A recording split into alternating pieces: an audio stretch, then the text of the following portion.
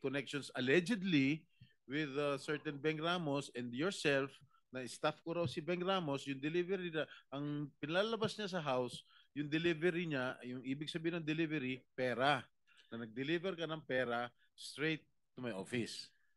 Hindi po Yun ang ganun insinuation yung... niya eh. Ang agreement po is kami po kasi yung gagastos sa processing No. fee. I'm So telling, yun po siguro I'm yung telling you, nire-refer niyang excuse me, I'm pera. telling you that that was his insinuation when he testified in the Yes. House of Representatives. Yes. Pero right now, you are saying na hindi mo ako kilala, hindi ka po. nagpunta sa aking Hindi tanggapan. rin Correct? po. Yes, Your Honor. So lumalabas talaga na wala akong kinalaman kung ano man ang transaksyon ninyo ni Bryce Hernandez. Am I correct? Yes, Your Honor. There, 1 second. 1 second. With the permission of Senator Estrada. Yes, please. So hindi mo kilala si Senator Jinggoy at hindi ka nagdala ng pera sa kanya? Hindi po. Kahit po kay Bryce, wala po akong dinalang pera. Okay. So talagang safe ka na. Please, continue. Okay. Nabigyan ka ba o na-awardan ka ba ng DPWH project ni Bryce? Wala po kaming na-award na project dahil hindi nga po kami natuloy na mag-bid, Your Honor. So kasi again for the last time, pinalalabas kasi ni Bryce Hernandez ng text message ay patungkol sa akin. Okay? Very clear yan. Pero mismo ang taong kausap sa text ay nagpapatunay na kayo na wala naman akong kinalaman dyan. Can Wala you please po. confirm? Your Honor, ang usapan pa lang po namin is magkakaroon pa lang po ng joint venture para po mag-qualify po kami. And for that, sa ganyang pagkakataon po kasi, meron pa pong invitation to bid and hindi ko pa rin po alam kung ano yung project specifically dahil nga po over the phone lang kami nagkakausap. That's why I want to send a staff para po mas malaman mabuti ano ba yung project na sasalihan po namin na for the joint venture agreement. Before you proceed, Senator Jinggoy, the committee welcomes DOJ Secretary Crispin Boying Remulla to the Senate. Thank you. Thank you. So, tapos na ako sa iyo, Madam Mina. Tiga Sambales Nice ka pala? to meet Tiga you, sir. Sambales ka? Opo. Lumaki ka sa Sambales? Yes po. Marunong ka magsalita? Opo. And to add po, my father is also a public servant for more than half of his life and he's known to be incorruptible. Kaya ang sakit po na madrag talaga yung pangalan. Okay. Tanda mo manambali?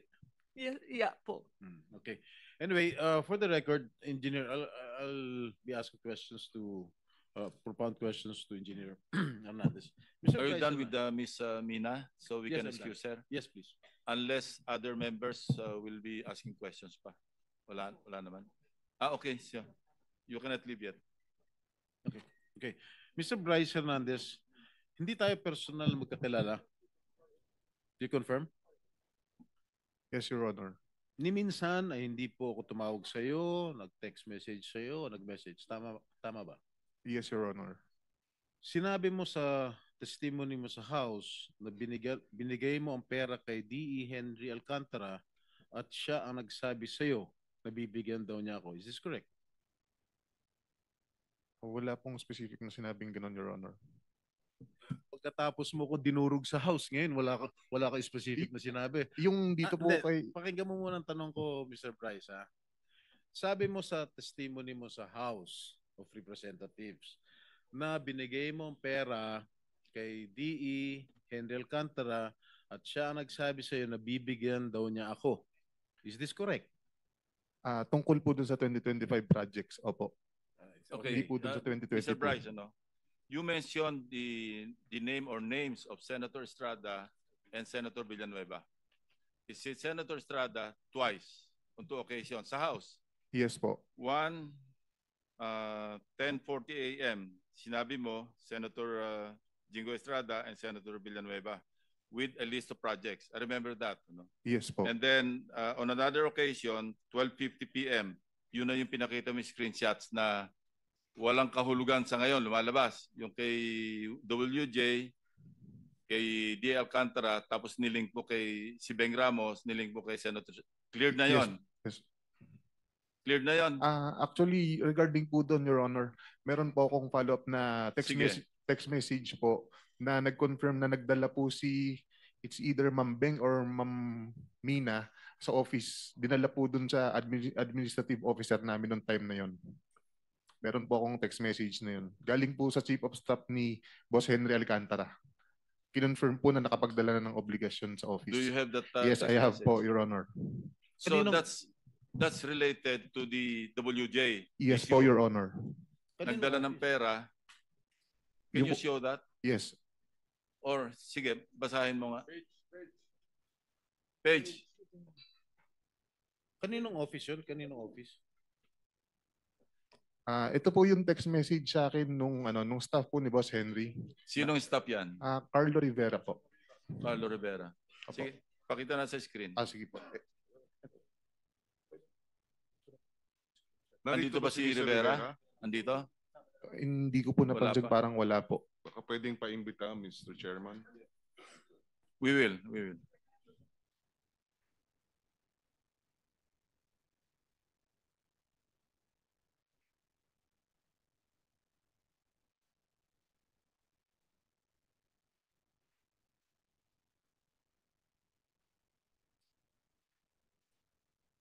While waiting, yung isa pang pagkabanggit mo sa kanilang dalawa, yung 10:40 a.m. do sa House hearing ng September 9, di ba? September 9. Okay. Sinasabi mo, nagbaba si Senator Estrada ng 355. Yes po, Si Your Senator Honor. Villanueva nagbaba ng 600 million. Yes po, pero hindi po Okay, 2025 yun kay Senator Joel po. Hindi po. Hindi, 600 million sabi mo. Opo, pero Okay, hindi po we siya checked with the 2025. GAA. No? Yung kay Senator Villanueva, in fairness to him, hindi namin makita sa GAA yung mga enumeration mo o yung enumerated list of projects.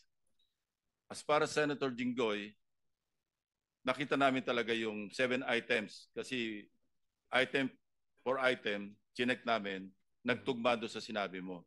But in fairness to Senator Villanueva, unless you modify the list that you enumerated at tumama doon sa aming chinecheck, then we will also hold him into account. But as of now, we cannot. That's why I did not mention him. Yung 600 mo, mali eh. Mali yung description mo. At wala kami makita. But I want to be truthful, as para Senator Jinggoy, nakita namin yung 355. Now, ibang usapan yon doon sa sinasabi mong 30%. The burden of proof is on you. Kasi sinabi mo, merong 30% si Senator Jinggoy. Yes po. Oh, how will you prove that? Si Boss Henry po actually, babasahin ko na po. Okay na ba yung screenshot niya? Oh, sige. Pakilabas mo muna yung screenshot.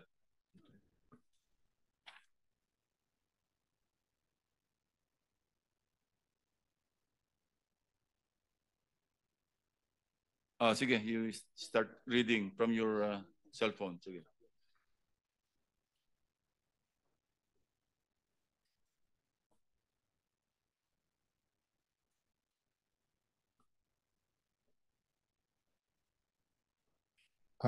Hindi mabasa yung green, basahin mo na lang dyan.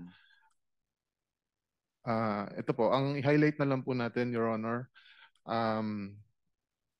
December 16, 2022, 11:20 in the morning, nag-message po ang staff sa akin ni Boss Henry, si Engineer Carlo Rivera po. Ito po ang message niya. Boss, good day, M. Nakuha ko na po pala kay AO, which is Administrative Officer, yung pinadala nila Ma'am Beng Ramos. Yun po. Yun. And Opo. then, wala, iba na po to eh. Ito pala. Good day, may bidding ba tayo? Nagtanong po ako sa kanya. Ang sabi niya po, wala pong bidding today, Monday po ulit bidding natin. Tapos nag-message po siya ulit ng December 16, 2022, 3:26 p.m. Nandito po si Kuya Sani. Papasabay ko na din po ba yung kay Beng Ramos? Sabi ko, okay, sige, pakipasabay na. anong context yan? Yung pera po na dinala nilang Beng Ramos. Anong project yan? Your Honor, nakalimutan ko lang yung specific anong project to, ng 2022. May nakakalimutan, Bryce. Opo. Kumpletuhin mo yung context, no? In fairness to Senator Jinggoy. And in fairness to Beng Ramos, kasi vague eh. Opo. Sinabi mo nga ipapadala. Buuin mo yung istorya bago natin itakel yan. Sige po, Your Honor. Try to recall, try to remember, and then kumuha ka pa ng additional proof. Because sa akin, face value eh. Yes po, Your Walang Honor. context Sige eh. po. Opo. Mr. Chairman, if I may, just to Yes, follow Senator up. Villanueva. Thank you very much, Mr. Chairman. Just to follow up on what you mentioned a while ago, Mr. Chairman, and I thank you for walking the extra mile in looking at the particular items that this so-called witness made mention during the House hearings, Mr. Chairman. Meron po ako ditong 2023 GAA, Mr. Chairman. 2023 GAA. Sabi po niya doon sa hearing, Mr. Chairman, nasa GAA daw po. He was under oath when he said it. Binasa ko po lahat to, Mr. Chairman. Actually, nagpunta pa ho ako sa 2024 tsaka 2022. Actually, he mentioned 2023, hindi ba? Opo, tama po kayo, Mr. Chairman. So, mamaya habang break po tayo, at I will not, I wanted to appeal sana to my dear colleagues if I can ask questions dahil grabe ho yung ginawa sa atin. Pero, Mr. Meron ka Chairman, naman dito kasi last kang dumating. So you're number 13 after Senator Gatchalian, Senator De La Rosa, and then ikaw na. Opo, So after Mr. lunch, Chairman. after our lunch Yes. break, you can have your time. Mr. Chairman, just to point out, Senator, go pa Mr. pala. Chairman, just to point out po, Mr. Chairman, a few seconds lang. Mr. Chairman, ito yung 2023. Pwede ho ba ibigay natin kay Bryce ngayon, Mr. Chairman?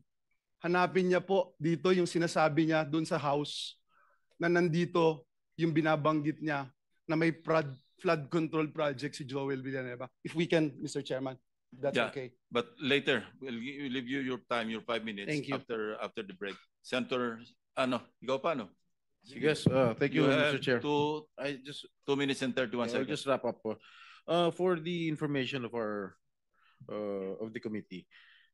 Yung sinasabi po ni Bryce, December 16 of 2022, I have not participated in any budget process for the projects for 2022, and that is very, very clear.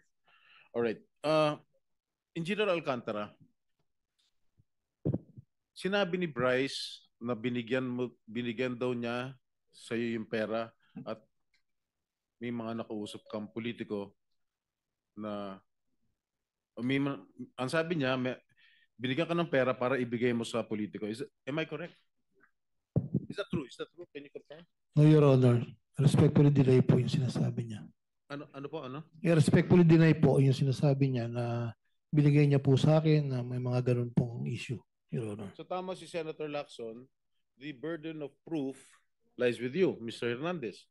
Kasi tahasan mo sinabi sa House of Representatives at kinundinan naman ako ng taong bayan dahil sa isang salita mo na ako raw ay humihingi ng 30%. Okay? Mga kababayan, to my colleagues here in the Senate, I have already been crucified, vilified in the past. And I am, again, an easy target. Kahit sino pwedeng sabihin nilang pangalan. Pag sinabi mo ba, si Senator Hontiveros, humihingi ng 30%, maniniwala ba tao? Hindi. Pag ako, si Senator Estrada humingi ng 30%, maniniwala ba tao? Yes. Dahil I have my past. Meron akong mga nakaraan na issues. Kaya I am very vulnerable and I deny vehemently na merong hinihingi akong porsyento sa mga proyekto. Okay? And siguro, sinabi na ni D.E. Henry Alcantara na panay hearsay lang. Nakita mo ba na binigyan ako ni Henry Alcantara ng pera? Did you see? Did you ever see Alcantara handing money over me to me? I don't think so. Pero ba may nakita ka ba? Sagutin mo lang, yes or no, may nakita ka ba? Wala po. Okay. That's all, Mr. Chair. Thank you, Senator Estrada. Senator Win. Thank you, Mr. Chairman. Mr. Chairman, umalis na ho si Secretary Vince. Meron pong representative ang DPWH. Is there anybody from the DPWH? Who is, Iniwan bang staff? Meron bang representative? Dinala niya lahat. Dinala niya lahat. Anyways, Mr. Chairman, do we have a representative from COA, Mr. President? COA? Anybody from COA? Wala rin. No, well, Mr. President, yung punto ko ho kasi, ang District Engineering Office, parang maliit ho yan ng DPWH. No? Sila yung nagpaplano, sila gumagawa ng work program, sila rin nagpapabid, sila nag-i-inspect, at sila rin nagbabayad sa kontraktor. So kung nagsasabuatan ho yan, wala na ho tayong magagawa. Pero meron ho tayong safeguard dyan, yung COA. That's why it's important na matanong ho natin yung COA, lalo na ho yung revelation po ng ating chairman, Senator Lacson, na yung mga projects na binayaran, for example po, may isang project in just 34 days na bayaran na from the time the notice of award na bigay. Meron nung isang project in 15 days after the notice of award na bayaran na ho. So lahat po ito lalabas sa post-audit. Ang tanong, bakit ho nakalampas ho sa post-audit? At sunod-sunod po yung pangyayari. So may I request the committee na maimbitahan po ang COA, specifically po yung resident team, audit team leader na si Ms. Cinderella Santos. Siya po yung in charge, I believe, during those times. And also the other COA resident auditors who were present during the times of 2022 all the way this time. We'll do that, Senator Sherwin. Thank you, Mr. Chairman. Tatalong po ako sa ibang topic and I want to direct this to the DBM.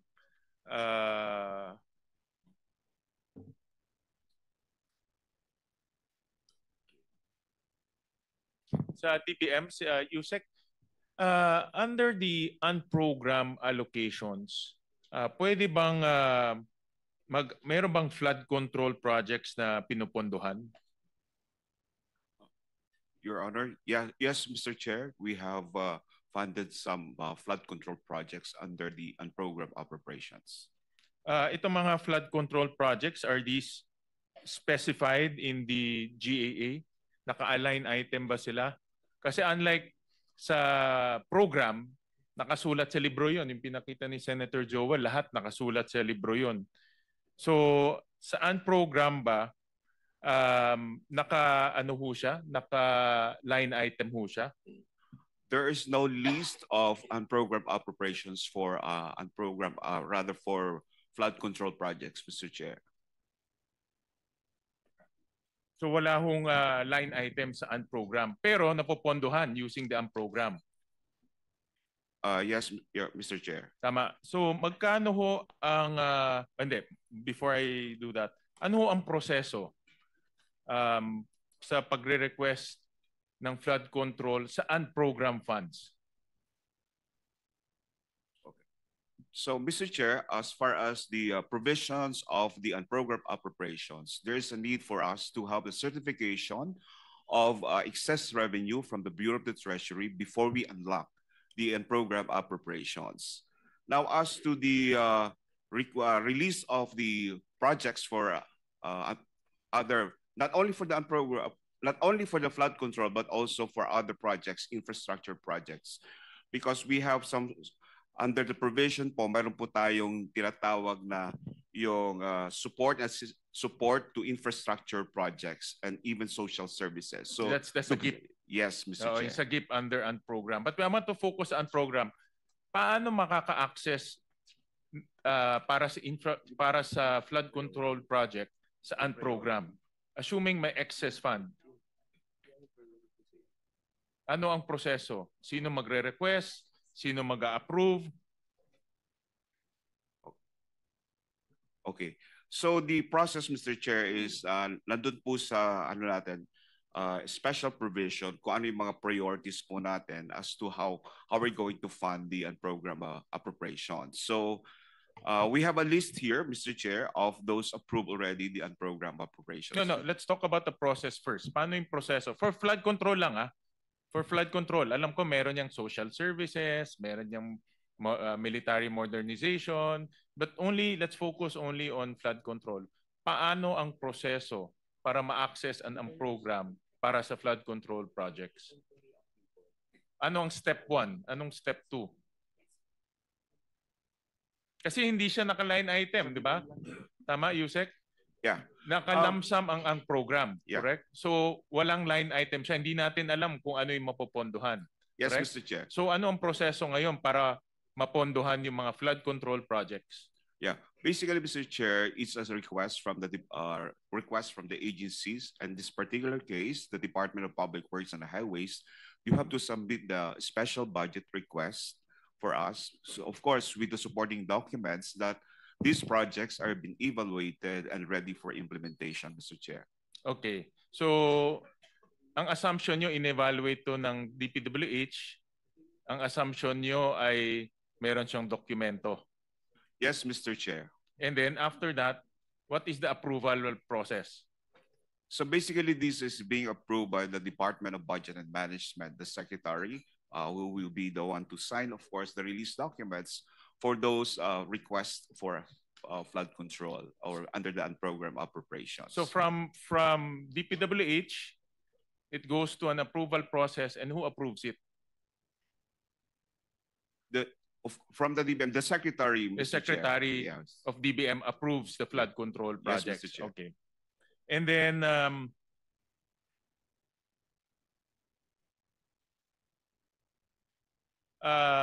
among maraming sinasubmit yung DPWH, 'di ba? Nagsasubmit sila flood control, nagsasubmit sila ng kalye, nagsasubmit sila ng iba-iba. Who now prioritizes which infrastructure projects will be funded? Pag sinabit sa inyo. So basically, Mr. Chair, we ask them also what are their priorities. So that's why if ever that will be their priority, then that will consider that. Then kami po the DBM will process now this a special budget request from the department agencies, Mr. Chair. Does DBM prioritize which infrastructure projects will go first? For example, unahin muna natin kalsada, unahin na muna natin bridges, o unahin na muna natin flood control. Okay. Sino ang nagdi-dictate? Kasi alam ko maraming sinasabit sa inyo yan eh. Yeah. Mr. Chair, as far as the nakalagay sa special provision po kasi, ang prioritization first is unahin po natin yung if this is for the whole general for the unprogrammed appropriations. Una po, personal benefits. Okay. Second is the social services program natin. No, just on flood control lang. Okay. Just on infrastructure project. Who prioritizes the release of infrastructure projects? Mr. Chair, may I interject with the permission? Saan program ba? Yes, go ahead. With the permission of Senator Gatchalian. Mr. Chair, I think the DBM is not being forthright. Ang tinatanong po kasi sa inyo, sino nagpa-prioritize? Sino sa DPWH? Bakit hindi mo sabihin everything else starts from the planning services sa opisina ni Yusek Catalina Cabral? Siya lamang, she is the only person and nobody else ang nakakaalam nito sapagkat lalo na ngayon, siyang may hawak lahat ng database ng DPWH. Hawak niya yung MIS, hawak niya yung PCMA, hawak niya yung MYPS, hawak niya yung RBIA, hawak pa niya yung HDM4. Wala nang iba, siya lang. At kung kanina, kung sinagot mo lang kagad si Senator Gatchalian, maliwanag eh, pupuntahan siya ng mga paboritong mga politiko. Dito na ang program ang pinag-uusapan natin eh. Tama lang na sinabi mo eh, walang description to eh. Flood control, papasok sa 002, hindi ba? Pero wala kayong guidelines doon eh. Papasok ang mga politiko dyan na maghahanapan, ito na yung paborito niya, lahat ng ito dyan na matutupad dyan.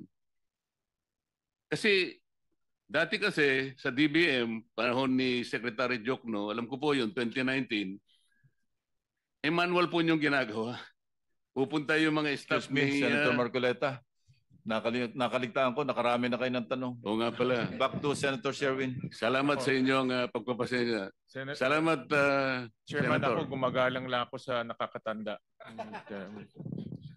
So, babalikan ko lang, Mr. Chairman. Yusek, magkano ang na-release for flood control in program ba for 2023? Mr. Chair, for 2023, for our Flood control lang.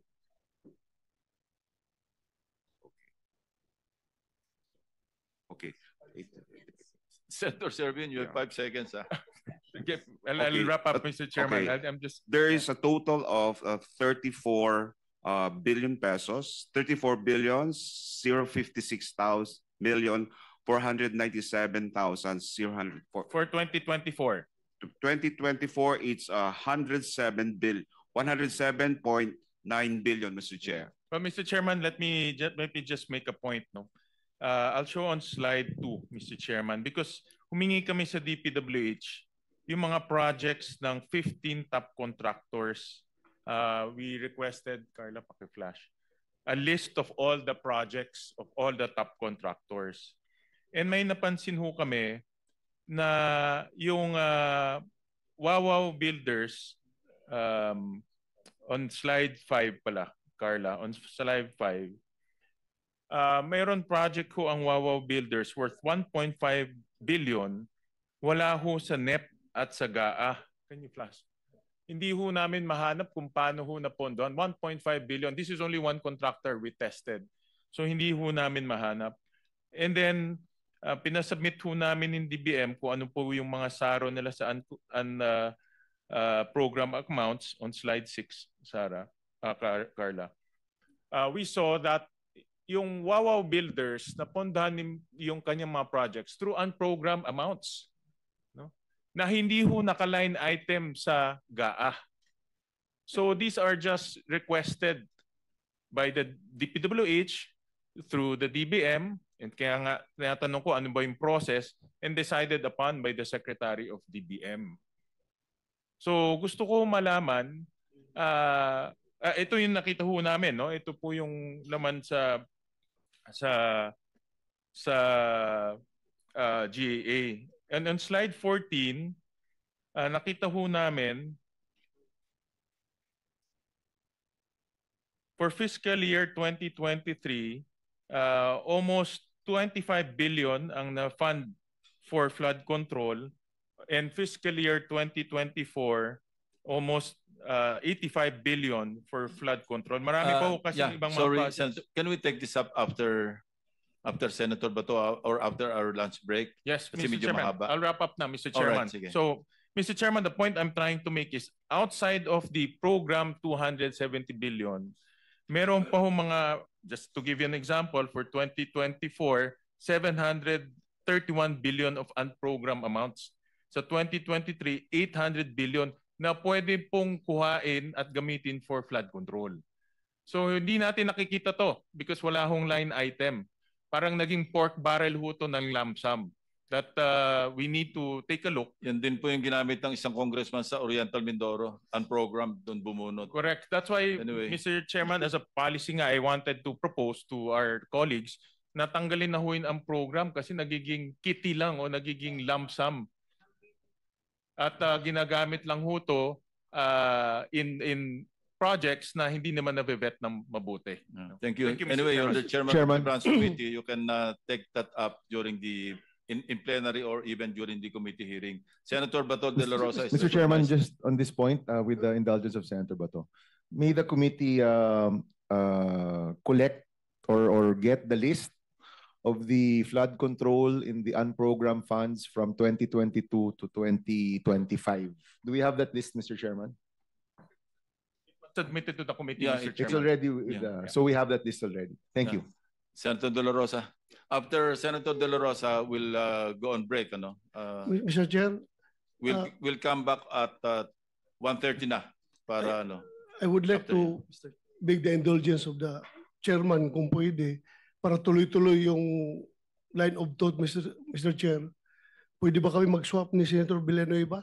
After lunch na lang ako, siya muna ngayon.